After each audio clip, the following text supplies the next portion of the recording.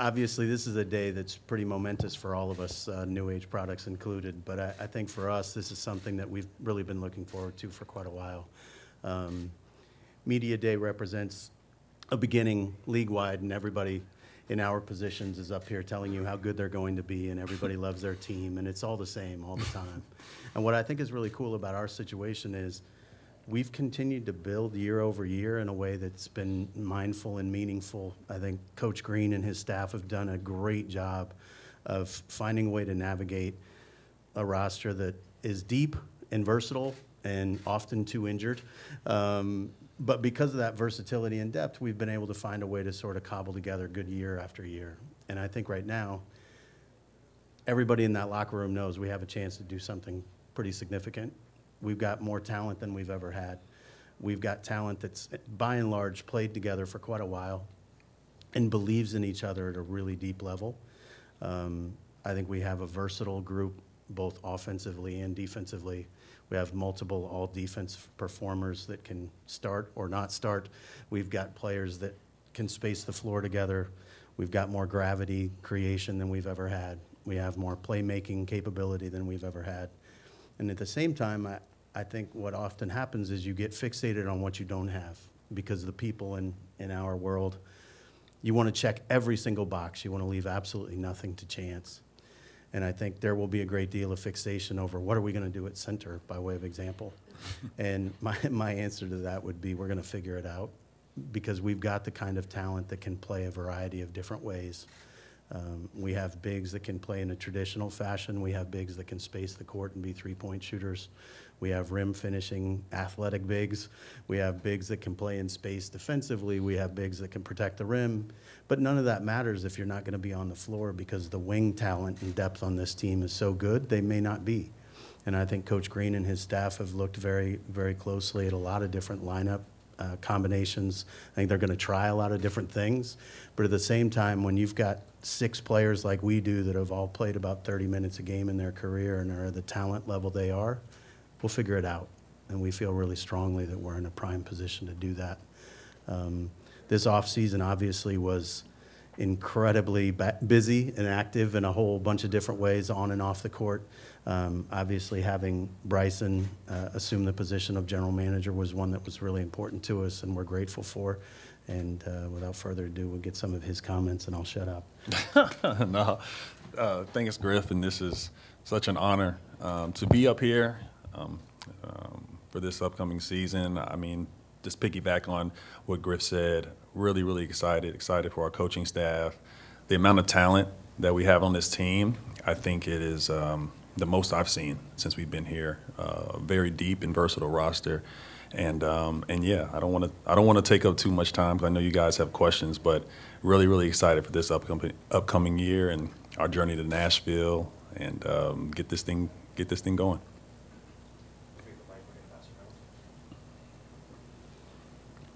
Hey guys, just quickly, is everyone like who's on the training camp roster? Can they practice tomorrow? Like, is everyone healthy right now? Yeah, we have a group that's ready to go. The training camp roster is set and active. Unless something crazy happens today during physicals, we won't kick anybody or anything. So we feel good about going into the season healthy, which is also something that I don't think we've had in quite a while in terms of like an ability to really feel good about hitting the ground running. And you talked about the center thing. I mean, I was just wondering if you could go a little deeper on, hey, look, this is a team with a lot of wing talent, not a ton of guys with experience at center, in a division with great bigs, in a conference with great bigs, and trying to navigate that challenge this season. Yeah, I think it's a challenge, and at the same time, because we have guys that want to play with and for each other to such a huge degree, playing small requires that you overcome some deficiencies and you lean into strengths, right? That together, collectively, you can overcome our ability to rebound, by way of example. But each individual player's strengths gets to showcase itself when the fit of the pieces is as good as it can be. And so we really chose to lean more into fit. There were certainly opportunities we would have had to add a big in a traditional sense. And at the same time, when you watch Germany play in the Olympics, you have to feel pretty good about Daniel Theis' ability to play versus those bigs, and also to be a conduit offensively. Somebody who can be somebody that can advance the ball side to side. You can run offense through him. He can dribble, pass, and shoot. And we have a lot of dribble, pass, and shoot on this team.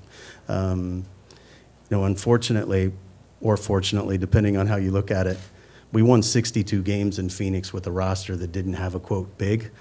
And we went on the next year to go to the conference finals as well, with a team that had a player named Boris Diaw playing center. And Boris was a guy who had played 3 and point guard his whole career. And Mike D'Antoni made him a center. And I think what happens is when you're a basketball player to the degree that our guys are, you figure it out. And we feel very comfortable that we've got a lot of really solid basketball players in that room that are about all the right things. And Griff, at the end of last season, you talked about the need for change and the need to just have a different look with this roster going into this season.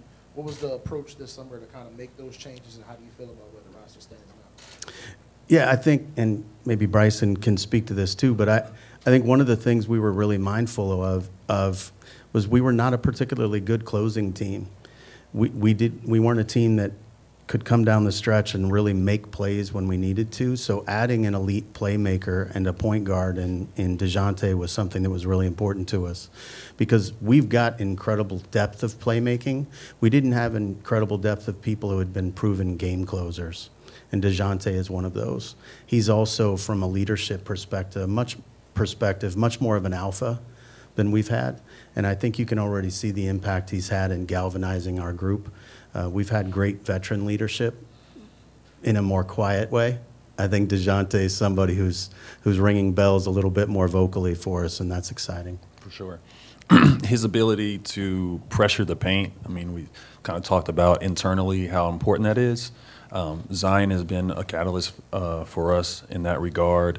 A lot of our paint touches are driven through him, but now you get somebody with Dejounte that can make plays with the ball and facilitate, as well as pressure the paint and close games. And so that's something that, as long as, to Griff's point, along with his leadership, that's something that we have not been able to have on this roster. And so it's a great addition, and I think he's going to add a ton of value in those regards. Yeah, for either one of you guys, Griff brought up those old Suns teams, and that was one of the first, really successful small ball groups. What's your feel just about, how good this team could be when you guys are playing small ball? I think we can be extremely good. The thing is that when you say small, I don't necessarily see it that way with the amount of length that we have on our perimeter. Trey is 6'9". Trey will tell you he's 6'10". I'm gonna say he's 6'9". But Herb is 6'8". Bi is 6'9". I don't know if you've seen Dejounte's arms, but they go down to his ankles. Like there's a ton of length and athleticism. So I get it. You don't have a traditional big. Neither did Golden State, and Coach Green was there when they would go small with Draymond. He manned the position. He was physical, but he's also long and lengthy. And so you don't have that big out there, but you're not technically small. And so obviously, piggybacking on what Griff said, the deficiencies that we have, they can be done collectively if we're bought in. And so I think our small lineup, if that's what you want to call it, I think can be very effective. We actually hold a distinction in Cleveland for losing to the first iteration of the death lineup of Golden State. Timothy Mozgov had 28 and 13, I believe, in a finals game, and put Golden State really in a bad position. And we were playing without Kevin Love and Kyrie Irving, and we still had them on the brink.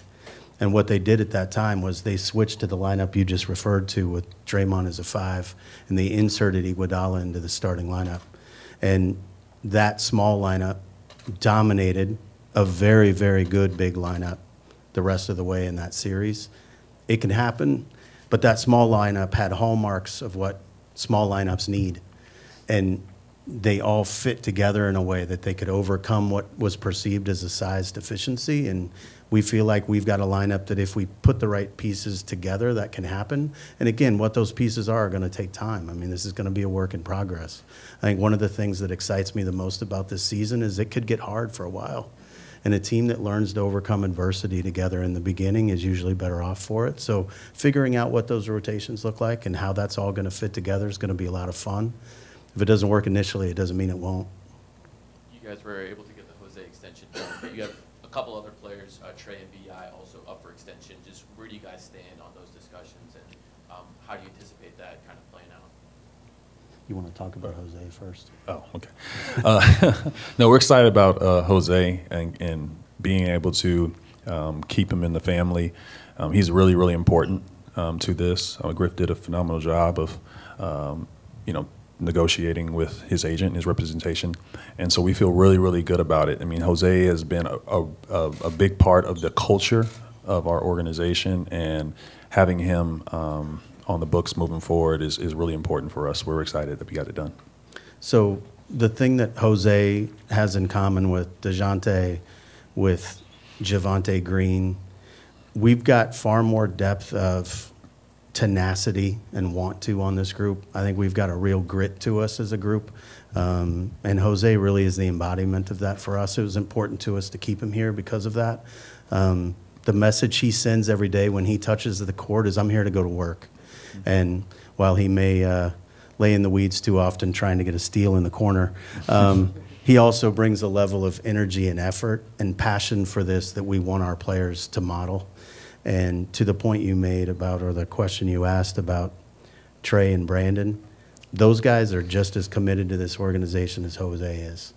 Brandon was when he signed a 5-year deal with no option, and from the beginning we said it marked a sort of paradigm shift in this organization, and at least a C shift where it was, this became a place people wanted to be. And Brandon's a huge part of the reason that that's true. Trey is no different. He's excited about being here. We've had very positive conversations with his representation. And at the same time, I would tell you, none of that matters if we don't have great years. And if those players don't buy into playing for one another. All of the contract stuff always takes care of itself, but it does because your results dictate outcome. And so I think what we're most excited about in all of that conversation is, yes, they're happy and they want to be here. They're the right human beings. They're about the right things. And so at the end of the day, that's really what matters to us, is the fit of that. And those guys all represent that. Is there something that, excuse me, organizationally you have to balance your outlook when you've had 3 consecutive years of increasing wins, but you're still sitting 7th, 8th in the standings in the West? How do you balance, like, we're going in a positive direction, but we're kind of also running on a treadmill? I think that's a great question, and one of the things you do is you don't sit on your hands. You make a profound move like we did with Dejounte Murray to actually fill the holes that you feel like you have and to address the needs you have. This is a historically good Western Conference. We said it last year. There were 10 teams that were 10 games over 500. This year is not going to be any different. Teams that were considered tanking lottery teams last year have a potential to be playoff teams this year. And that's the conference we live in. And so from our perspective, it makes it so you can't take any day for granted. And so from our seat in the process, we can't take a day for granted. We will always be looking to find advantage and opportunity in terms of roster building. But at the same time, you don't do that at the expense of fit. And you don't do that at the expense of the character of the guys that are in the locker room and have been fighting for each other all this time. So to the point you made about the constant growth, that's important for a team to know they can do that. And they learn to lean on each other that way. So as we come down the stretch of games this year, they're going to have the ability to trust in a way that they wouldn't had we just made more wholesale changes. Yeah, for sure. Okay. No, you're good. I'm sorry. It's a bit of a change of subject. Just on B.I., where do you stand now on his off-season social media insinuations and decisions he made? How would you characterize those, and can you give him some context from where you stand? Yeah, so we've spoken to Brandon. We had members of our staff with him the vast majority of the offseason. We had a strength and conditioning coach with him as he was rehabbing, coming back from his injury at the end of the year. We've had skill development coaches with him in the offseason. He's never removed himself from us in terms of his level of engagement with us. There was a lot made over the optional workouts that were held, the player-led workouts that were held, and he wasn't there. I think from his perspective and having talked to him, he wasn't ready for that physically, and he knew it. And he didn't want to make it about what he can't do. He just wanted the players to have the time they had. He engaged with them off of the court. He was still maintaining a relationship there, but it just wasn't the right time for him to join in at that level. And Bryson has spent time with him as well. Yeah. Yeah, no, he's Brandon is. I mean, he's in a really good place. I don't really, follow the social media stuff like that. But obviously, I know that some things were said, and obviously that's why the question is asked. But I think he's in a really, really good place, and we're excited about him and his fit with this team moving forward. Griff, is your anticipation with Brandon that he plays out the season on the expiring contract? Yeah, I don't know, really. I mean, my anticipation is that he's going to do what he's always done, and that's deliver for us. And I think he's excited about doing that. And we're really blessed. We're in a situation where we get to see how it all comes together and then make a decision. Nothing has to happen quickly, and yet at the same time, we have the ability, because of the nature of his contract, to continue talks for quite a while. So I don't know what I, quote, expect, but I'm excited about doing it with somebody who's got this level of character. Well, I guess let me just ask this. Like, is his perspective, from your understanding, as you guys have talked this summer, like, is his perspective it's 30% max or nothing? No, not at all. And it was never that. There was never an approach taken of it's my way or the highway. At the same time, there's very real economic realities that a team's going to have to face. And so from the time we got up here for the very first time, we talked about sustainability, and it's because you hope you can be in a situation where you never have to make a choice. Unfortunately, Bryson's drafted so well. It's made it so you can't keep them all necessarily at the level they want, so you're going to have to find a way for give and take, and so we're in the process of that. And so if he'll take less than the max, then, like, why haven't you guys gotten anything done? Well, I think there's a difference between getting something done and having an opportunity to make it all work, and we haven't yet. And if we get to a point where it's the right time and the right fit, we can. And unfortunately, we just haven't been in a situation where the parties have met in the middle. But we're in a really good space with him, just on a human level. And I guess what we're getting to here is a contract situation like this, things can get messy, right? And it's not too often teams are in this situation where a player of Brandon's caliber is coming into the season on an expiring contract. I guess how are you guys approaching just dealing with the off-court stuff, just how he's dealing with it mentally, how he meshes with the team, all of those things, knowing that the contract stuff is kind of looming? I think the reason people don't get into this situation historically, and this is a new CBA too that has all sorts of different rules and issues attached to it. The reason people don't get in this situation is there's not a level of trust between the two parties that he could enter the year and perform at a high level and be about the right things, and that we would honor our commitment to him. Neither party has that fear here, so it's going to be a unique situation. I appreciate the questions. I know that what it's supposed to look like is one thing or another. In this case, we're not worried about that. He's a really unique guy with a really unique skill set, and we know he has a level of commitment to us, and I think he trusts that we do to him as well. Yeah. What have the conversations been like with him as far as just what his role is going to look like? You guys have spoken highly about Dejounte and what he's going to bring. How does that look with BI and the rest of the guys? Yeah, I think that's more a question for Coach Green. Brandon is such a polarizing player. He can score in a number of different ways. I think he fits, just fine amongst this group. There is a chemistry there that our guys have. They respect him, and they see him as one of the leaders on this team. I don't see it being an issue. I know Coach Green obviously will speak to that some as well. But Brandon is going to have, I believe, a really good year with us this year, and I think his fit is going to be tremendous with this group. It's incredible. There were, more than 10 questions in. We haven't even talked about Zion yet. I'm going to bring Zion up. Congratulations. So you saw the way Zion finished last year. We saw, the change in it seems like his approach, his demeanor, his body throughout the course of last season, and it's carried in this summer. The whole world's been kind of watching. What have you guys seen from behind the scenes about his maturation process that maybe we don't know? And what are your expectations for him this upcoming year? I mean, he's locked in. He is every bit locked in. I mean, he's done a great job this summer. Our training staff, our medical group have done a really, really good job of working with him. There has been a level of buy-in with Z that is very, very encouraging as an organization and from a team standpoint as well.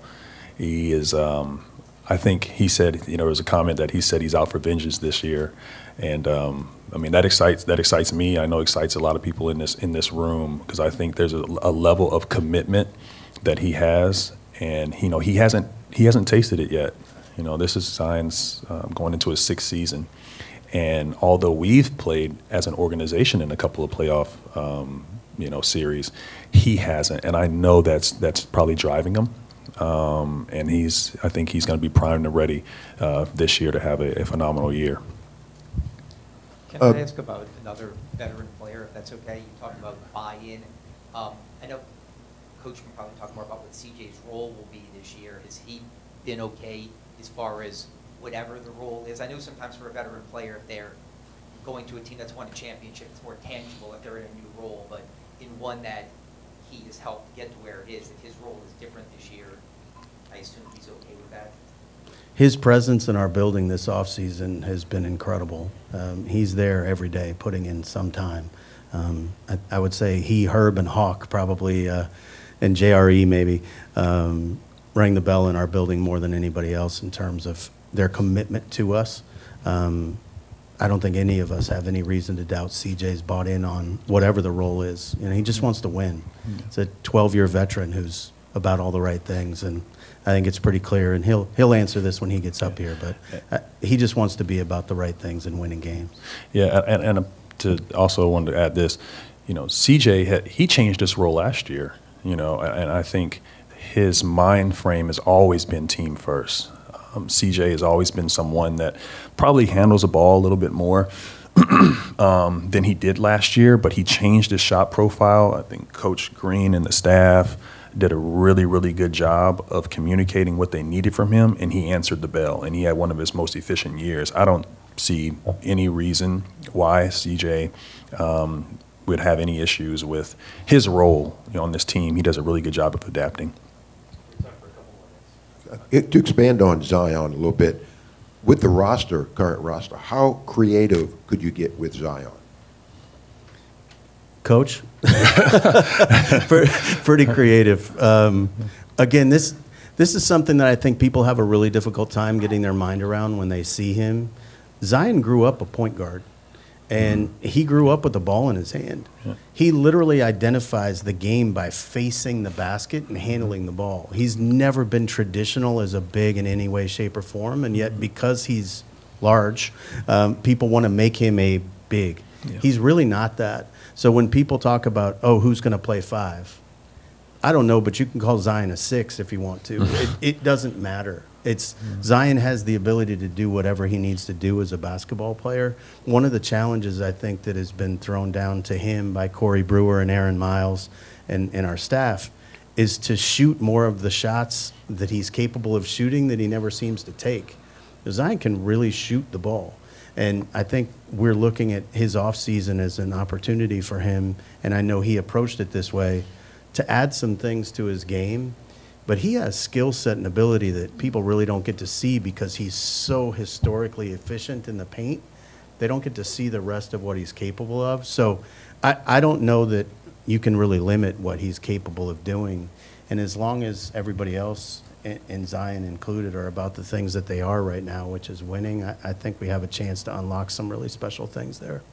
Bryson, you talked about the offseason Zion had, and it was really positive. What's just your perspective on, I guess, why the light bulb kind of seems to have gone off for him, or he's getting it a little bit now? Yeah, I mean, this is going into year 6. There's a maturity level for all players. There's a maturation in how they approach their summers and how they take coaching.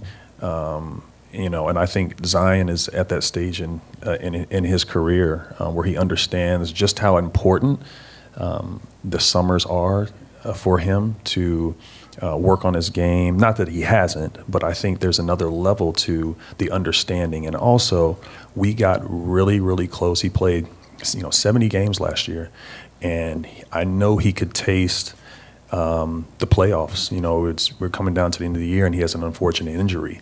All of that just kind of, I think, bottled up, is just ready to explode, you know, for him. And so how the season ended and then going into the summer, I think is a big, big reason why he is locked in the way he is.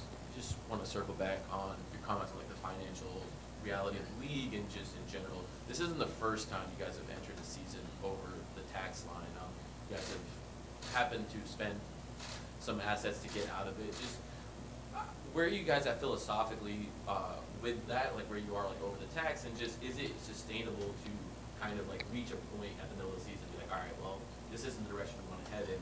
Let's continue to spend draft capital to just get out of it. So from the time I got here, Mrs. Benson and her executive team have been really clear with us that when we tell them it's time to start the clock, we can. I think the thing that's really challenging, and now in particular even more so with the new CBA, when you start your clock as a team that's in the tax and then as an apron team, the impact is profound in terms of what it does to team building. So spending assets to avoid the tax is really more about spend small assets to protect larger assets and to start the clock later in the process. Your results will dictate a lot of that. If we get to the point where we're playing really well and we feel good about where we're at, we have the ability to go deeper. You know, it's not a situation where we're landlocked where we are. It's what does the team warrant we do? And again, what we've been avoiding is not paying the luxury tax. It's starting the clock. And it's putting ourselves into a position where we lose flexibility. And until we feel like we're ready to take a quantum leap forward, it's hard to feel good about doing that. And kind of on that note, how much do you think, this was your first summer dealing with this new CBA, how much do you think it's kind of changed the landscape around the league, and how much did it change the way you guys had to approach building this roster? Yeah, I think it's changed things immeasurably. I mean, there was it's kind of ironic that we're the ones answering this question right now. We made the Anthony Davis trade, and everybody called it the Anthony Davis deal when they would call you and ask for players. We want the Anthony Davis deal. And we made the Drew Holiday trade, and we want the Drew Holiday deal. We've made some really good deals in terms of our ability to maximize asset return, but that's because in those cases, the teams that benefited the most from the player were able to acquire them in a mechanical way. This year, that's not the case, and it was done deliberately to keep teams from overspending everybody else. So in a league where people were spending triple our number, including their tax number, and several teams' tax number is other teams' payroll number, they needed to make some pretty significant seismic shifts in the way they were doing business. But we're certainly a team that's going to face some challenges because of it that haven't been there before. It's just much more difficult to make a deal mechanically than it's ever been. I want to talk about Missi from Baylor. Has a few bigs on the roster. Now that the summer is like the offseason is wrapping up and you have a full, complete picture of the roster, how do you better see him fitting in as we enter training camp this season? Yeah, he's coming along. I think the big thing for Yves at this point is going to be just getting, catching the speed of the game is also his strength. But he has some of the athletic tools that could help us this upcoming season with his ability to run, his ability to set screens and dive and be, a vertical threat at the rim. He's a rookie and he's relatively new to the game, and so his development curve is going to take it's going to take some time. But we're going to be patient with him, and the expectations for him to come in and play right away, we're not setting those expectations. If he comes out and he grabs it, he does. But Coach Green and the staff have done a really good job of communicating the expectations that they want for him. And we're hoping that he just stays on that plan, and at some point, if he catches early, great. If not, we'll be fine.